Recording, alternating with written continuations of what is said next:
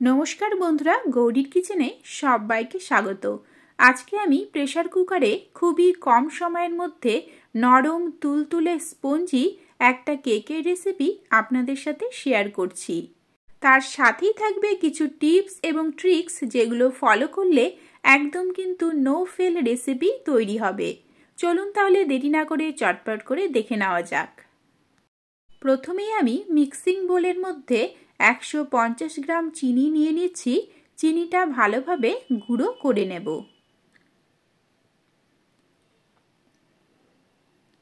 এমনভাবে গুঁড়োটা করে নিতে হবে যাতে কোনো রকম দানা দানা না থাকে, পুরোপুরি পাউডার হয়ে যায়। এখন আমরা যে পাত্রে ব্যাটারটা মাখাবো সেখানে ঢেলে নিলাম। এবারে নিয়ে নিচ্ছি প্রায় 300 গ্রাম ময়দা। আপনাদের কাছে মেজারমেন্ট কাপ না থাকলেও আপনারা কিন্তু এই রকম ঘরোয়া কাপ দিয়েও এই কেকটা বানিয়ে নিতে পারবেন। অন্যদিকে নিয়ে নিয়েছি দুটো কমলা লেবু।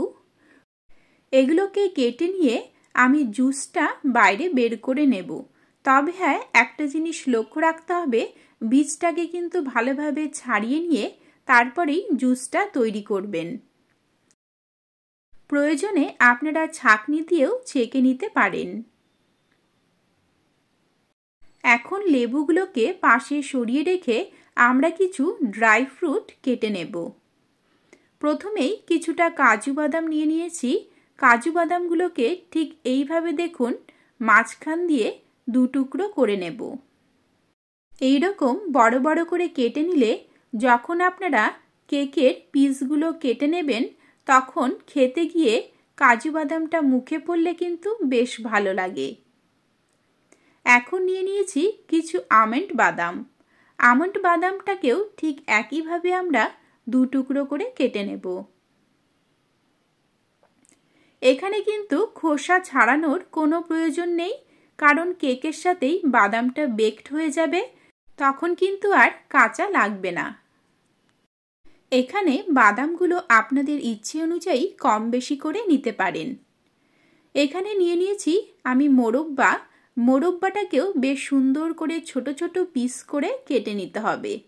আপনারা চাইলে কিন্তু ছোট ছোট সাইজের টুটি ফুটিও বাজারে কিনতে পাওয়া যায়, সেগুলো নিয়ে এসেও বানাতে পারেন। এখানে একটু ভালো করে লক্ষ্য করবেন, আমি ঠিক যেরকম সাইজের এই মোরব্বাটা কেটে নিচ্ছি এইভাবে করে কেটে নেবেন, তাহলে কিন্তু কেকের মধ্যে গলে যাবে না। আমি এখানে চাল কুমড়োর মোরব্বা নিয়েছি, আপনারা কিন্তু যে কোনো মোরব্বা দিয়েও করতে পারেন। সবগুলো মোরব্বাই দেখুন বেশ সুন্দর করে ছোট ছোট করে কেটে নিয়েছি। এবারে আমি এগুলোকে সরিয়ে রেখে কিছু চেরি ফল কেটে নেব। এই চেরিগুলোকেও ঠিক একইভাবে আমি দু টুকরো করে কেটে নিচ্ছি। তবে এখানে চেরি ফলগুলো কিন্তু খুব সাবধানে কেটে নেবেন, কারণ এগুলো খুবই নরম হয়। সাবধানে না কাটলে কাটতে গিয়ে কিন্তু গলে যেতে পারে।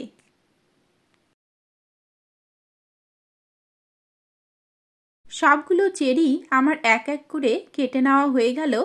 এবারে আমি চলে যাব পরবর্তী পর্যায়ে। এখন একটা মিক্সিং বোলের মধ্যে 3টে ডিম ফাটিয়ে নিচ্ছি।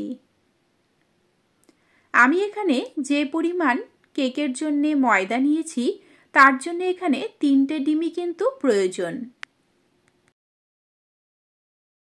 এবারে ডিমটাকে খুব সুন্দর করে ফেটিয়ে নিতে হবে। আপনারা চাইলে হাত দিয়েও করে নিতে পারেন। এখন দেখুন ডিমের মধ্যে বেশ সুন্দর কিন্তু ঝাঁক উঠে গেছে। এই রকম ঝাঁক ওঠা অবধি আপনাদের ডিমটাকে ফাটিয়ে নিতে হবে, তাহলে কিন্তু কেকটা ভীষণই নরম এবং ফুলে উঠবে।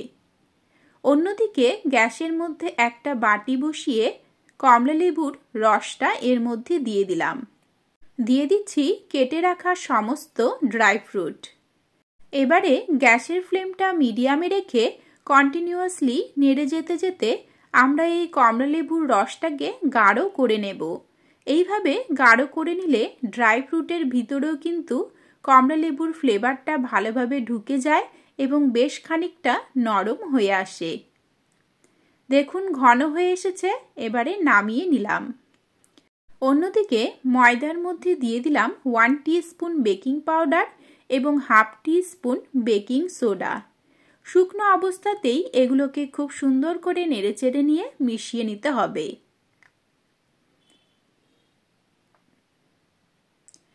মেশানো হয়ে গিয়েছে, এখন আমরা ডিমের ব্যাটারটা এর মধ্যে দিয়ে দেব।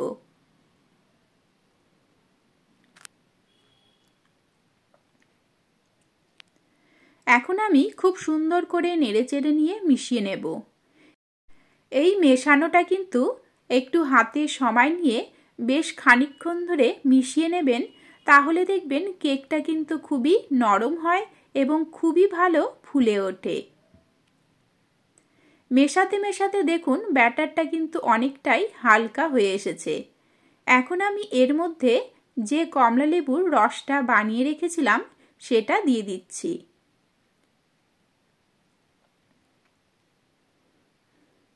এই রসটাকেও ভালোভাবে মিশিয়ে নিয়ে 2-3 মিনিটের জন্য ব্যাটারটা ফেটিয়ে যেতে থাকব। ফেটাতে ফেটাতে যখন দেখবেন আস্তে আস্তে ব্যাটারটা হালকা হয়ে আসছে, তখন বুঝতে হবে ভালোভাবে প্রিপেয়ার হচ্ছে।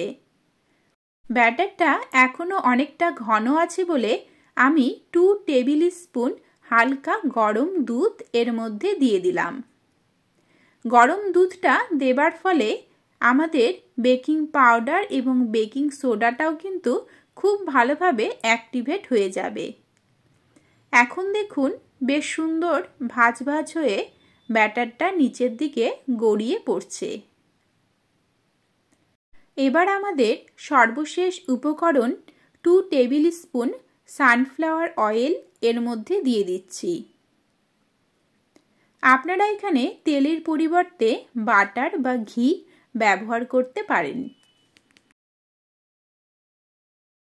এইভাবে আমরা আরও 2 থেকে 3 মিনিটের জন্য কন্টিনিউয়াসলি নেড়ে যেতে থাকব এবং যখন এইভাবে উপর দিকে তুললে দেখবেন ভাজ ভাজ হয়ে নিচের দিকে পড়ছে, তখনই কিন্তু বুঝতে হবে একদম পারফেক্ট কেকের ব্যাটার তৈরি হয়ে গেছে।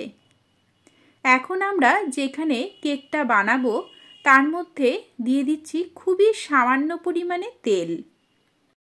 তেলটাকে এবারে কেক টিনের চারধারে ভালোভাবে লাগিয়ে নিতে হবে। লাগানো হয়ে গিয়েছে দেখুন। এখন আমি এর মধ্যে কিছু শুকনো ময়দা দিয়ে দিচ্ছি।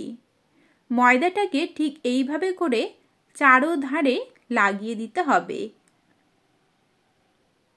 অতিরিক্ত যে ময়দাটা থাকবে সেটা কিন্তু আমাদের ঝেড়ে ফেলে দিতে হবে।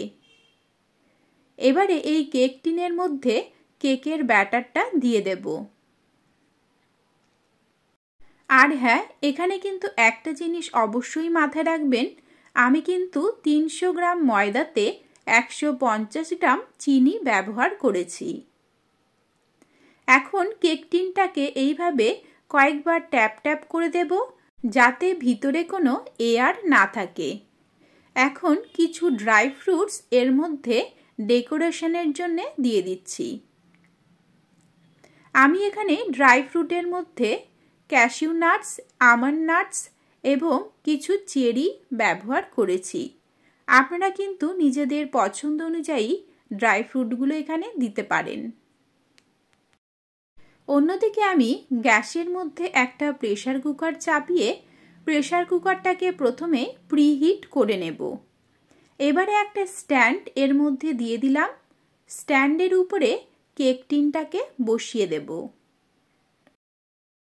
এখন প্রেসার কুকারের ঢাকনাটা ভালোভাবে বন্ধ করে দিতে হবে এবং গ্যাসের ফ্লেমটা রাখতে হবে একদম লোতে।